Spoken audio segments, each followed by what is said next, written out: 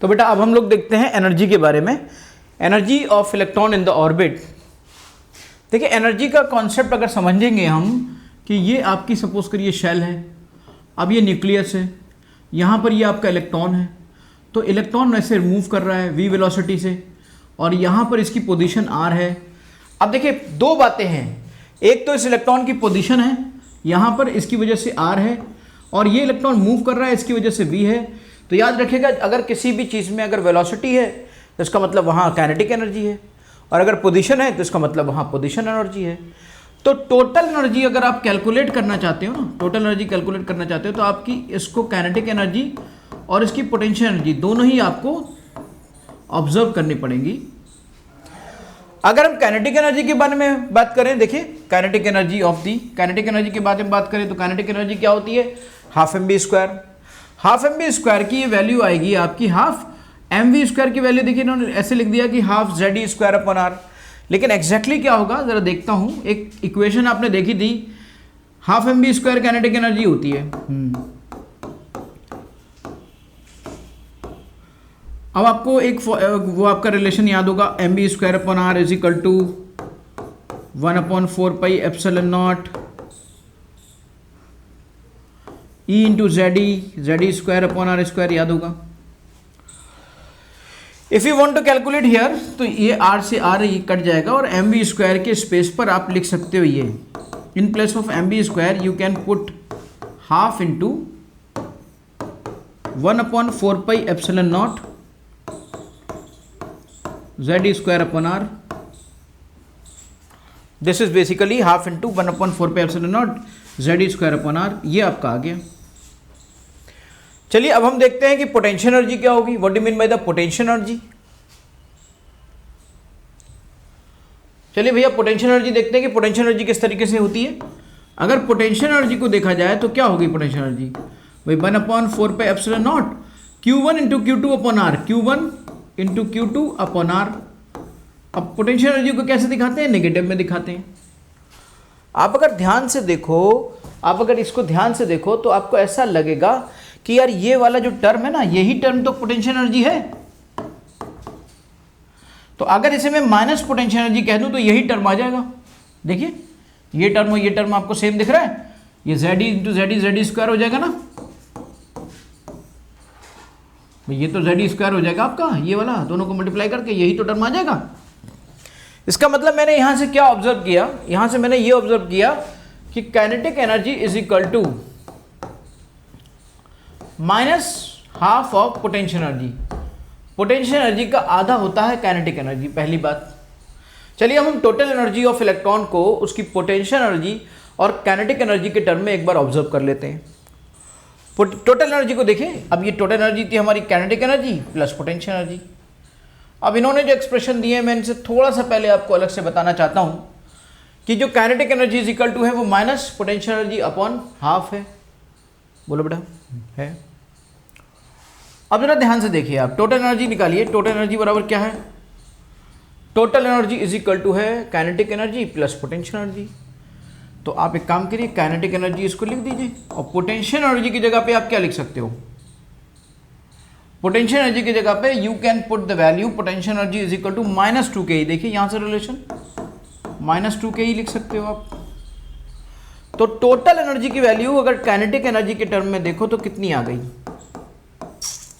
यानी kinetic energy का अगर आप माइनस कर दो, if you are making minus of kinetic energy, तो वो टोटल एनर्जी आ जाएगी। या यूं कह लीजिए कि अगर तुम्हें काइनेटिक एनर्जी निकालनी हो, if you want to calculate kinetic energy, तो आप बस टोटल एनर्जी को माइनस कर दीजिए तो आपकी टोटल एनर्जी आ जाएगी। ये आपने देखा टोटल एनर्जी को काइनेटिक एनर्जी के टर्म में। अब हम टोटल एनर्जी को पोटेंशियल एनर्जी के टर्म में देख लेते हैं। टोटल एनर्जी को जब हम पोटेंशियल एनर्जी के टर्म में देखते हैं, यहाँ पे थोड़ा सा हमारे पास काफ़ी वैल्यू है, स्पेस है। देखिए अभी हमने देखा टोटल एनर्जी को काइनेटिक एनर्जी के टर्म में, और ये काइनेटिक एनर्जी की वैल्यू इस तरीके से ये आई, ठीक है। अब टोटल एनर्जी को हम पोटेंशियल एनर्जी के टर्म में देख लेते हैं भाई। काइनेटिक एनर्जी को अभी अभी देखा था हमने कि ये -p/2 था, ये हो गया।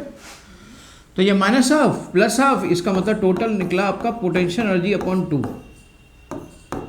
ये आया टोटल एनर्जी बेटा।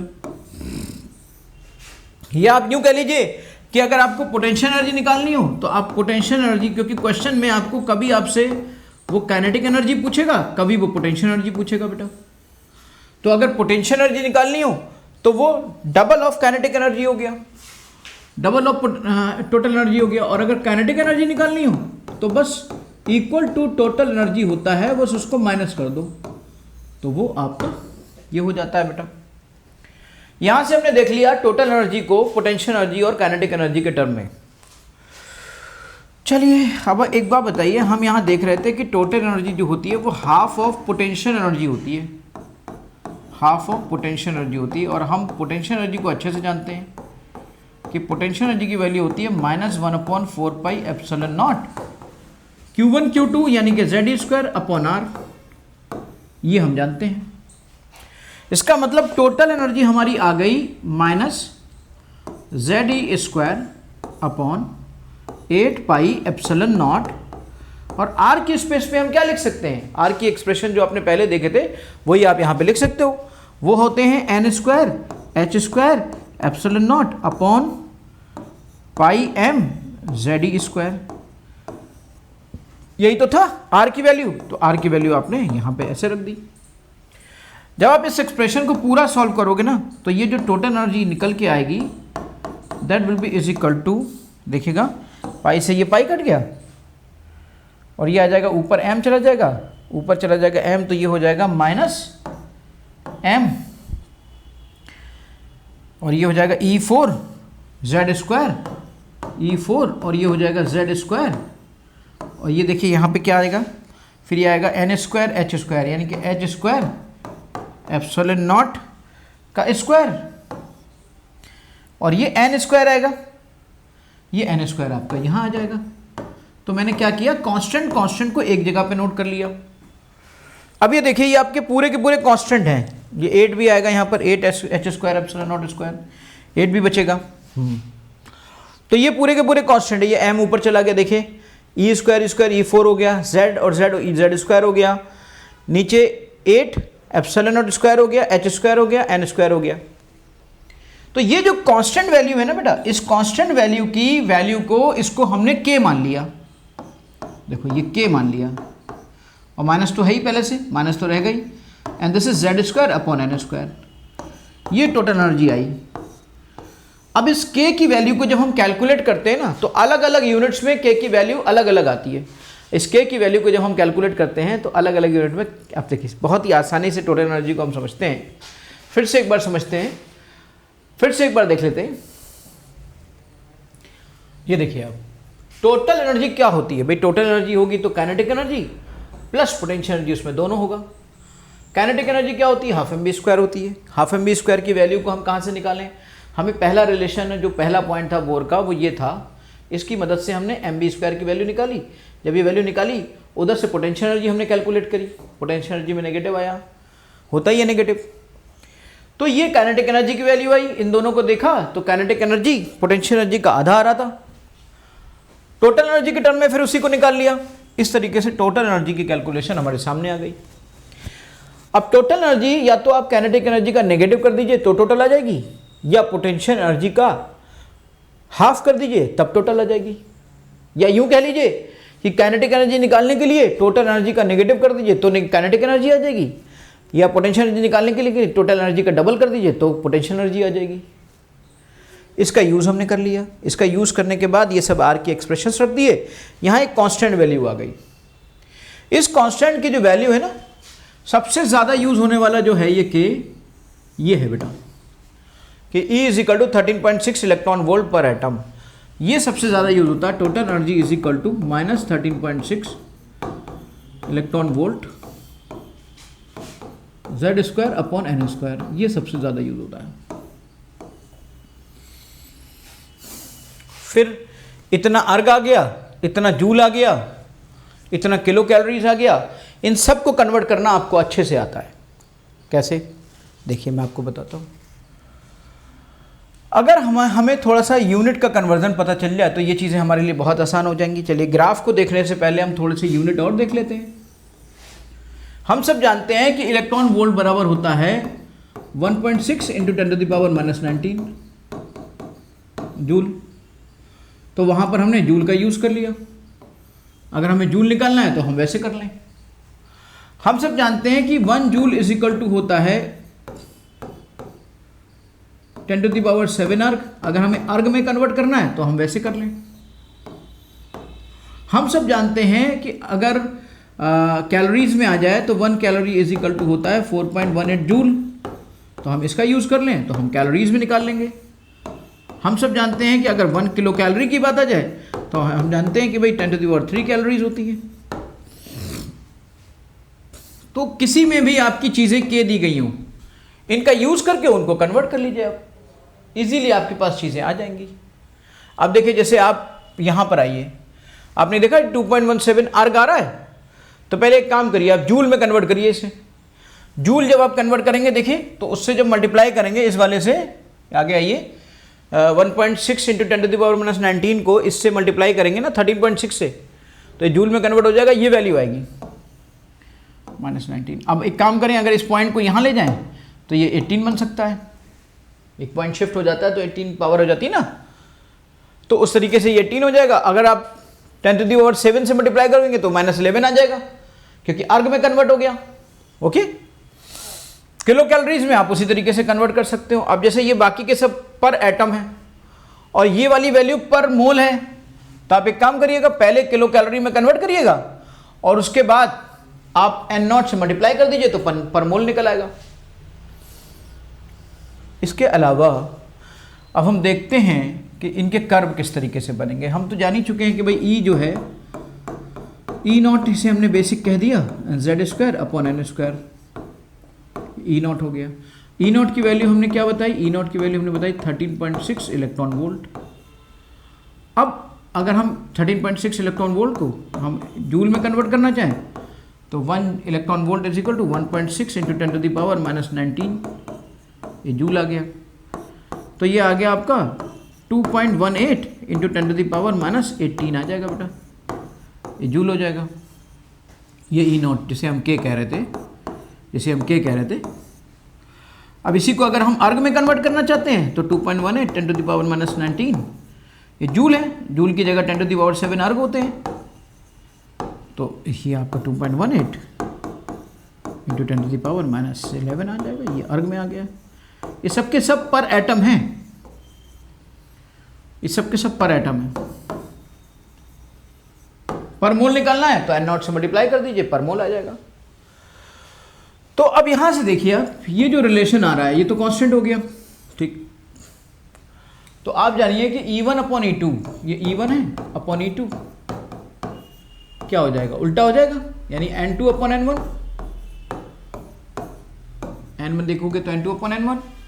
अब ये अगर रिलेशन तुम देखोगे E और N² में, अगर आप देखोगे तो E और N² नहीं, E बल्कि E और 1/N², ऐसे लोगे तब स्ट्रेट लाइन आएगी, क्योंकि E जो है ना, E 1/N² हो रहा है ना। हाँ, लेकिन एक बात और समझिए, यहाँ है माइनस, तो माइनस की वजह से ये उल्टा हो जाएगा, तो N² लेने पर भी ये सीधा हो जाएगा। यानी अगर ये ऐसे हो रहा है, -1/N² है, और अगर हम इसको ऐसे ले लें तो बात एक ही होगी, चाहे माइनस में ऐसे करके देख लें चाहे ऐसे करके देख लें। क्योंकि बेटा अगर आप समझो किसी चीज़ को, जैसे आप किसी से कहना चाहो कि y is directly proportional to -x, या आप इसको ऐसे कहना चाहो y is inversely proportional to 1/x, तो बातें दोनों एक ही हैं, दोनों का मतलब एक ही होता है। बिल्कुल ऐसे ही यहां पर है। तो E और N² में एक स्ट्रेट लाइन आपकी आ गई। अब इसी तरीके से इन्होंने Z² और N² में लिया, Z तो डायरेक्टली प्रोपोर्शनल होता ही है बेटा। अच्छा, अब इन्होंने क्या बड़ी अच्छी बात की, माइनस यहां नहीं लिया बल्कि माइनस यहां ले लिया। माइनस यहां ले लिया यानी कि y एक्सिस को नेगेटिव ले लिया। देखो ये ऐसे होता है x एक्सिस, ये होता है y एक्सिस पॉजिटिव, और ये y एक्सिस नेगेटिव हो गया, तो इन्होंने नीचे वाले पे दिखा दिया E। तो जब नीचे वाले पे E दिखा देंगे तो क्या होगा, भाई नीचे वाले पे जब ई दिखा दोगे इसका मतलब ये नेगेटिव वाला पार्ट आप इधर ले रहे हो, तो obviously you will get the straight line. इस तरीके से सारे के सारे कर्व आपके सामने आ गए। पोटेंशियल एनर्जी की कैलकुलेशन सामने आ गई, काइनेटिक एनर्जी की कैलकुलेशन सामने आ गई, टोटल एनर्जी की कैलकुलेशन सामने आ गई।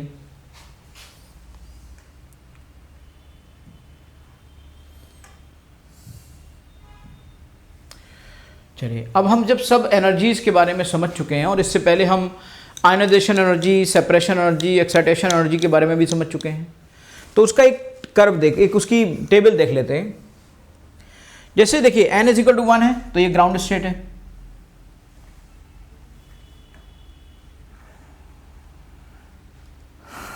n इज इक्वल टू 1 है तो ये ग्राउंड स्टेट है, ये आपकी ग्राउंड स्टेट है। ग्राउंड स्टेट का मतलब क्या है, n is equal to 1। First excited state का मतलब क्या है, n इज इक्वल टू 2।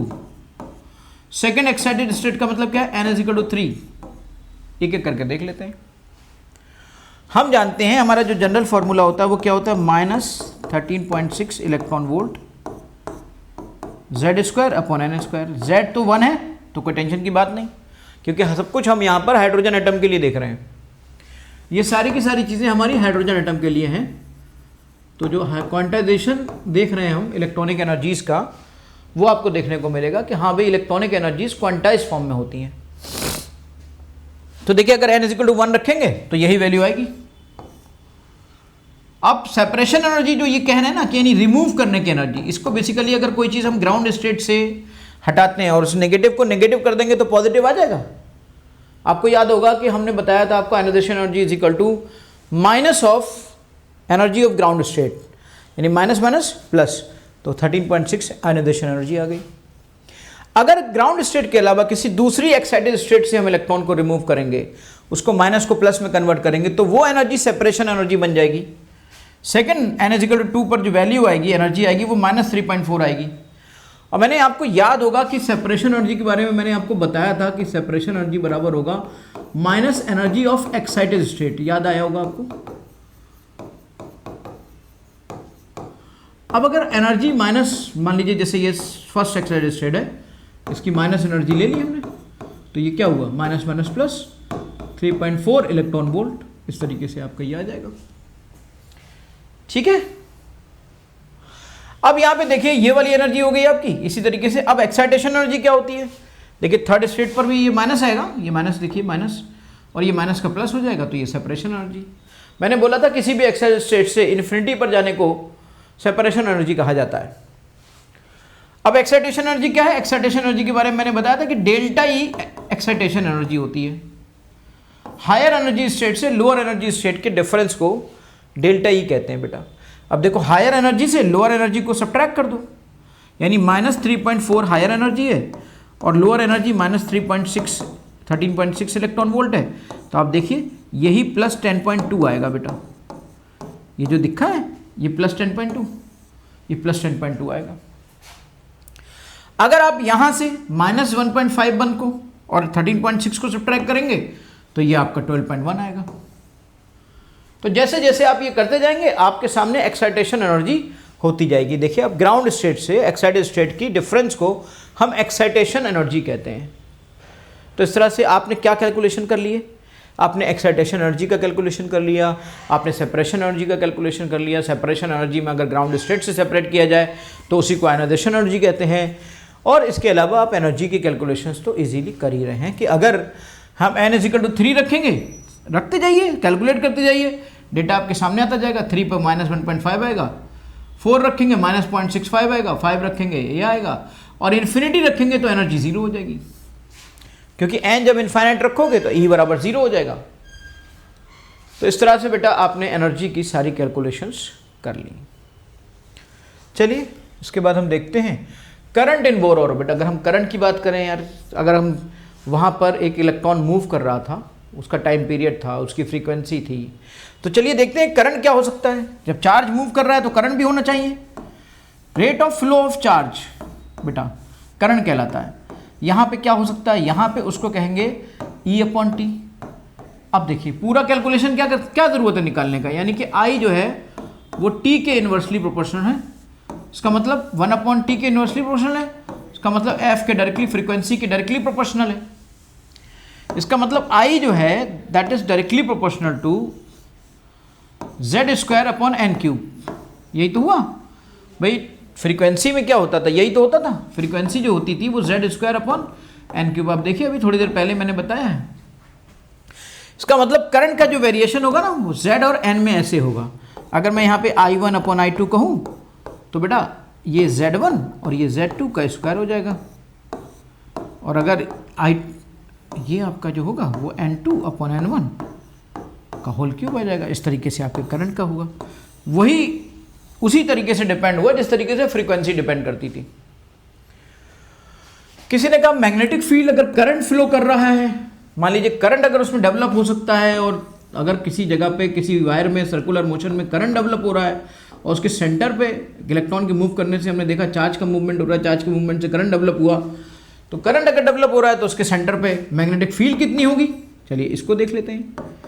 अगर मैग्नेटिक फील्ड निकालना है तो आपको याद होगा कि mu naught I upon 2R, ये सर्कुलर सेंटर पे होता था। सर्कुलर अगर कोई वायर है तो उसके सेंटर पर हाफ वायर होता, हाफ सर्कुलर होता, सेमी सर्किल होता तो उसके लिए 4R हो जाता। याद होगा शायद आपको।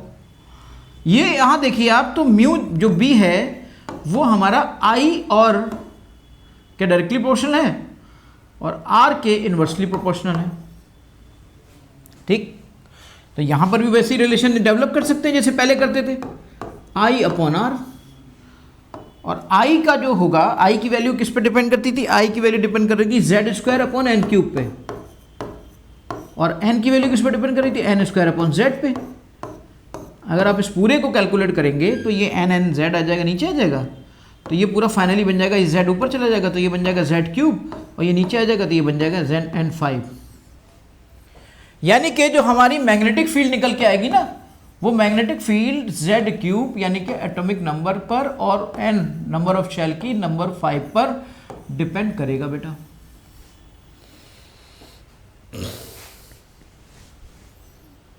डिपेंड करेगा। तो मैग्नेटिक फील्ड देखिए, मैग्नेटिक फील्ड भी मैंने बोर ऑर्बिट के अंदर आपको सॉल्व करा दिया। अब आप पूरी फिजिक्स की तरफ चलते जा रहे हैं। ये कैसे कैसे वो टर्म आपको मॉडर्न फिजिक्स में सब सीखने को मिलेगा। ये सारे न्यूमेरिकल प्रैक्टिस आपको मॉडर्न फिजिक्स में मिलेगा। ये केमिस्ट्री का पार्ट है लेकिन कहीं ना कहीं मॉडर्न फिजिक्स में भी थोड़ा बहुत आता है, और आपको ये सारे टर्म वहाँ पर भी देखने को मिलेंगे। ऑल्दो लोग केमिस्ट्री में इतना नहीं बताते, थोड़ा सा प्लस मैं आपको दे रहा हूँ। मैग्नेटिक मोमेंट की बात करें तो मैग्नेटिक मोमेंट आप जानते हो, मैग्नेटिक मोमेंट क्या होता है भाई। मैग्नेटिक मोमेंट की वैल्यू आप समझते हो फिजिक्स में, तो उसके हिसाब से फिर कर फोर्स की बात करो तो QBB और वहाँ पे वेलोसिटी और B इन सब का यूज़ कर लोगे तो आप वो भी कर सकते हो। यानी आप मैग्नेटिक मोमेंट भी निकाल सकते हो, आप इसके अलावा फोर्स निकाल सकते हो, फोर्स ऑफ अट्रैक्शन निकाल सकते हो। ये सारी चीज़ें आप यहाँ पर पूरी तरीके से बोर के जितने पैरामीटर्स है वो आपने अच्छे से डिस्कस कर लिए। इसके बाद हम डिस्कस करेंगे जो बोर ने इन सारी चीज़ों से मिलाकर फाइनली एक एटॉमिक स्पेक्ट्रा हाइड्रोजन का डेवलप किया, उसमें क्या होता है।